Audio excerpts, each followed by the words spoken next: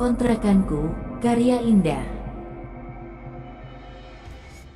Secara tiba-tiba dinding di ruang tengah bertingkat 2 ini bergetar sehingga semua yang ada di dalamnya ikut merasakannya. Dan secara tiba-tiba pula bau kemenyan dan bunga kamboja kini mulai terasa menyengat membuat bulu kuduk kami pun merinding.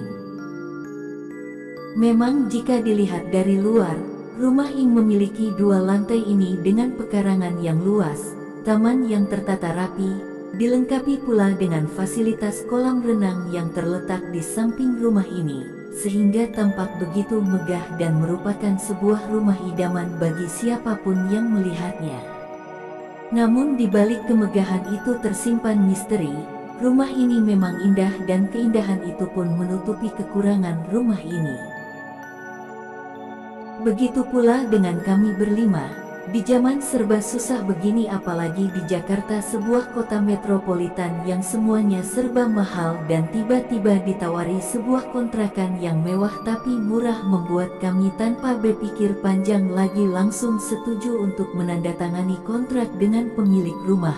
Apalagi kami hanya mahasiswa yang berasal dari daerah yang masih bergantung pada orang tua, otomatis kami mencari sesuatu yang murah namun layak.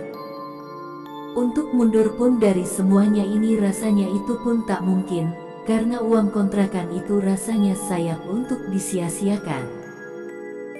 Awalnya, aku tidak setuju atas usulan Mirna untuk memanggil dukun ke rumah ini, namun teman-teman yang lain menyetujuinya tanpa menyadari akan akibat dari perbuatan mereka, jadi apa boleh buat aku pun menyetujuinya.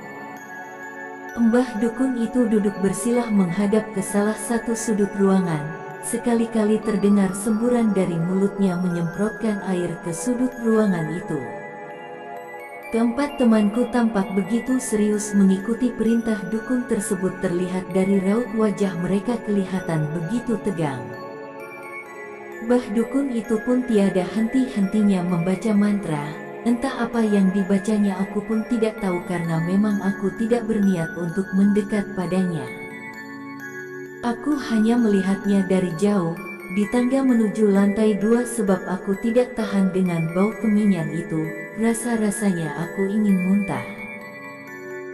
Namun tidak berapa lama ritual itu pun selesai. Mbah dukun itu pulang dengan peluh yang bercucuran di wajahnya, dan keempat temanku pun tersenyum puas. Kita akan hidup dengan tenang tanpa gangguan itu lagi, kata Lia. Aku pun hanya bisa tersenyum pasrah mendengarnya sambil berlalu ke dapur untuk mengambil makanan, karena dari tadi sebenarnya aku lapar, namun Mbah dukun itu melarangku jauh-jauh dari tempat itu. Takut kalau terjadi apa-apa padaku, katanya. Kini kami semua duduk di meja makan siap untuk makan setelah beberapa menit selesai salat maghrib. Sementara jam masih menunjukkan pukul 19.15, tapi entah dari mana datangnya tiba-tiba terdengar lolongan anjing. Kami merasakan kembali kecaman itu dan semuanya terdiam membisu. Tiba-tiba azan terdengar, tandanya salat Isya pun akan segera dilaksanakan, dan secara tiba-tiba pula lolongan anjing itu pun menghilang, membuat kami merasa lega. Malam ini tidak terjadi apa-apa, dan itu membuat temanku berpikir bahwa dukun itu telah berhasil mengusir para penghuni rumah ini. Namun, malam berikutnya mereka kembali membuat kami semua ketakutan, dan parahnya lagi mereka kini menampakkan wujud mereka, padahal selama ini mereka hanya mengganggu kami tanpa wujud. Dan malam itu adalah puncaknya. Malam itu seperti biasa, kami pun tidur di kamar masing-masing.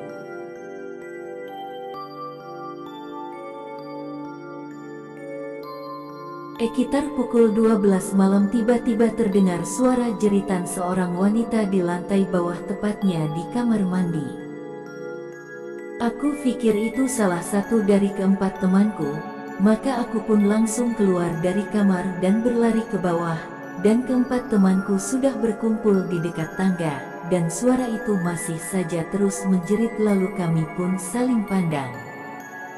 Aku berpikir, Kalau bukan di antara keempat temanku, lalu itu suara siapa? Dengan hati-hati pun kami berjalan menuju kamar mandi, tapi tak seorang pun dari kami yang membuka pintu kamar mandi tersebut sampai akhirnya pintu itu terbuka dengan sendirinya. Dan di dalam kamar mandi, seorang wanita berambut pirang tanpa busana bersandar pada tembok dengan pisau tertancap di dadanya dan tembus ke jantung dengan mata melotot, sementara dari hidung dan matanya mengalir darah segar, sambil tersenyum menyeringai kepada kami berlima. Tanpa pikir panjang lagi, kami semua menjerit. Bahkan Anis sampai pingsan, dan kami membawanya agak menjauh dari tempat itu. Tapi saat kami melihat ke arah kamar mandi, tidak terjadi apa-apa di sana. Air yang semula merah darah kini menjadi bening kembali. Dan entah kenapa tiba-tiba lampu di rumah itu mati membuat kami semua ketakutan. Entah dari mana datangnya, tiba-tiba bermunculan kepala-kepala yang begitu banyak menyerang kami. Semuanya memperlihatkan taring, tiba-tiba mereka seakan-akan kami adalah makanan lezat.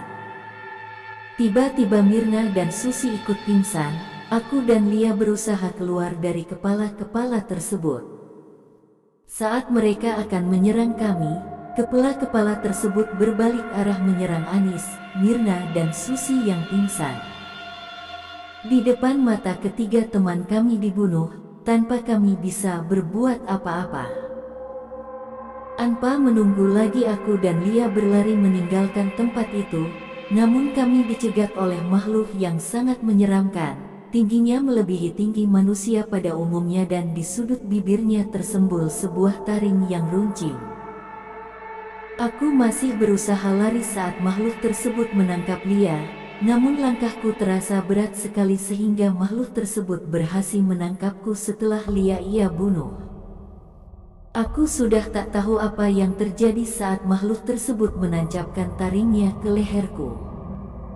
Saat itu pun aku tidak merasakan apa-apa lagi.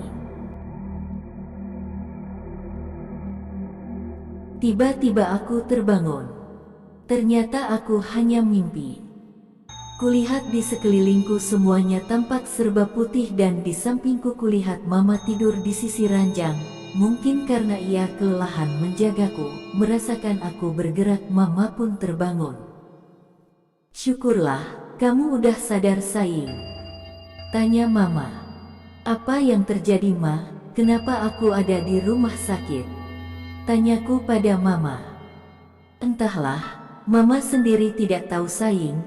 Tapi Lia menelpon Mama dari Bandung dan bilang kalau mereka kamu temukan pingsan di dapur saat kalian melihat-lihat tempat kontrakan," jawab Mama. "Tempat kontrakan?" Aku berpikir. "Oh ya Ma, sudah berapa lama aku pingsan?" tanyaku. "2 hari. Emangnya kenapa sayang?" jawab Mama. "Terus di mana Lia dan yang lainnya sekarang?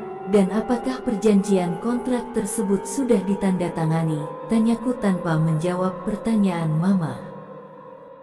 "Ya, perjanjiannya udah ditandatangani dan mereka sudah menempati rumah kontrakan kalian sejak kemarin. Besok kamu juga akan mulai tinggal di sana jika dokter sudah mengizinkan kamu pulang," kata Mama. Tiba-tiba aku merasakan sakit pada leherku dan saat kuraba ada 2 lubang di sana seperti bekas gigitan.